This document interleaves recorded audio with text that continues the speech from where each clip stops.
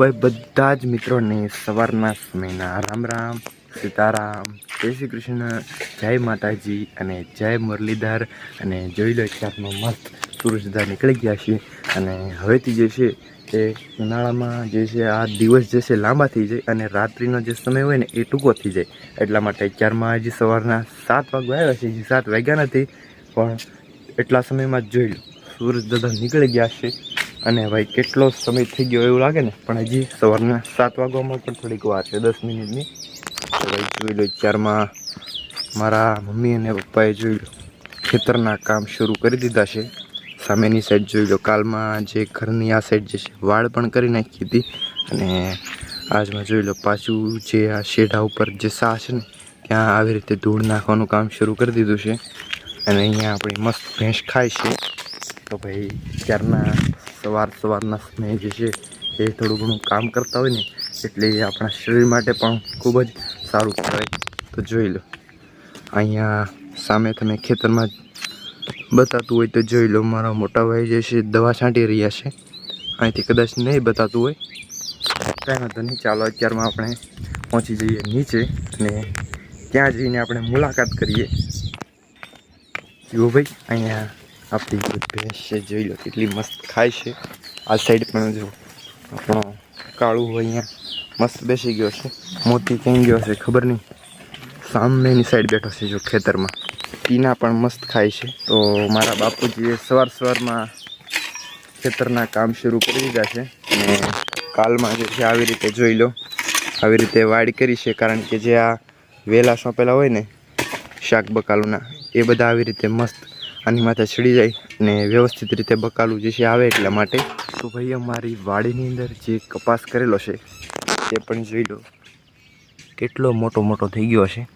પૂરેપૂરા વાડીની અંદર જે છે એ જે કપાસ જેટલો કરેલો છે એ બધો જ આટલો અવડો મોટો થઈ ગયો છે। મિત્રો ખેતરની અંદર જ્યારે આપણે કોઈ પણ પાક કરીએ ને ત્યારે એ પાકની સાથે આવી રીતે નિંદામણ પણ ઉગી નીકળે છે। જો આજે કપાસનો છોડ છે તેની ફરતે આવી રીતે જો નિંદામણ ઉગી ગયું છે તો એ આપણું કામ વધારે છે, કારણ કે હવે એને પણ દૂર કરવું પડે ત્યારે આપણો જે કપાસ છે તે સરખી રીતે ઉગી ન શકે। બાકી તો બસ અત્યારમાં સવારમાં આવું કામ ચાલે છે। અહીંયા મોતી સૂઈ ગયો છે, મોતી હાલા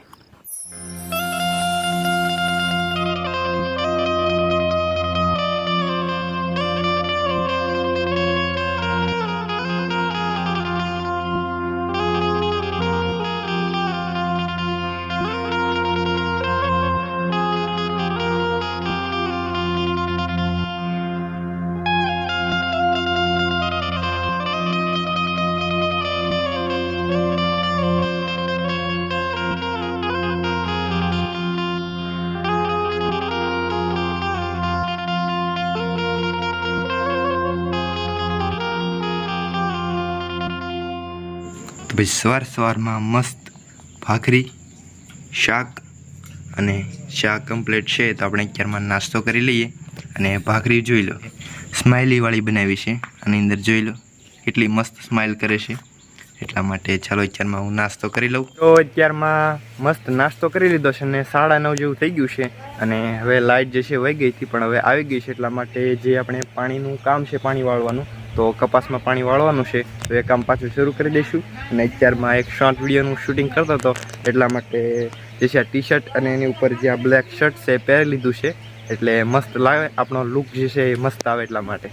તો પપ્પા હા લાઇટ ફૂલ આવી ગઈ છે, મોટર શરૂ કરવાની છે, કરી દો એટલે સાફ પાઈ દે કપાસના। હા આ આડા જેટલા સાસ એ બધા પાવાના છે, ઓલા તો કાલે આપણે પાયા હતા, હા પણ આટલા બાકી રહી ગયા છે ને એને પાઈ દે અત્યારમાં। હાલો પાઈ દઉં, શરૂ કરી આવું મોટર, કરી દો છે।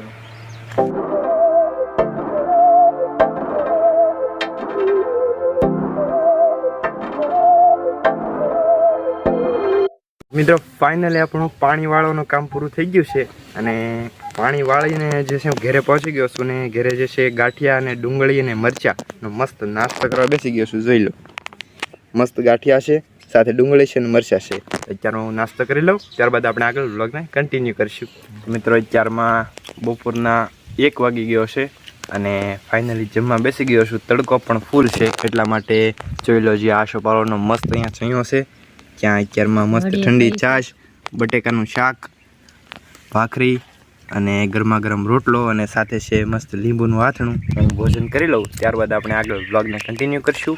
અને હજી મારે કોલેજનું ફોર્મ ભરવાનું છે, એટલા માટે સ્કૂલે પણ જવાનું છે. તો જમી અને પછી આપણે નીકળશું સ્કૂલે. તો ભાઈ 4 વાગી ગયા છે, સાંજના 6:30, અને હું અત્યારે ગયો તો મારા સ્કૂલે. અને થોડી વાર પહેલાં 5 વાગે રજા પડે કે નહીં, ત્યારે મેં એ સમયે સર્ટિફિકેટ જે મારું 12માં પૂરું કર્યું છે એ લેવા માટે અને ફાઇનલી આવી ગયું છે. અને હવે જે આ સર્ટિફિકેટ છે એ આપણે જ્યારે કોલેજનું ફોર્મ ભરતા હોય ને ત્યારે આની જરૂર પડે છે, એટલા માટે. અને હજી જે બીજા ડોક્યુમેન્ટ જોઈએ એ પણ હજી લેવાના છે. તો આજમાં ઓનલાઈન પ્રોસેસ કરવાની હતી, પણ એ ભાઈ જે છે ઘરે ના હતા, એટલા માટે કાલમાં એણે કીધેલ છે. તો કાલમાં આપણે એના ઘરે જવાનું છે, ને જે કાંઈ ઓનલાઈન પ્રોસેસ થાય છે ડોક્યુમેન્ટ માટેની, તો એ બધી આપણે કરશું અને જોઈએ છીએ આગળ. તો બસ આજ માટે આટલું. જો તમને આજનો આ નાનમથો બ્લોગ પસંદ આવ્યો હોય તો વિડીયોને જરૂરથી લાઇક કરજો. ચેનલ ઉપર ન હોય તો ચેનલને જરૂરથી સબસ્ક્રાઈબ કરજો. અને હવે પછી મળશું નવા વિડીયોની અંદર. ત્યાં સુધી સર્વ લોકોને મારા જય શ્રી કૃષ્ણ, જય માતાજી અને જય મુરલીધર.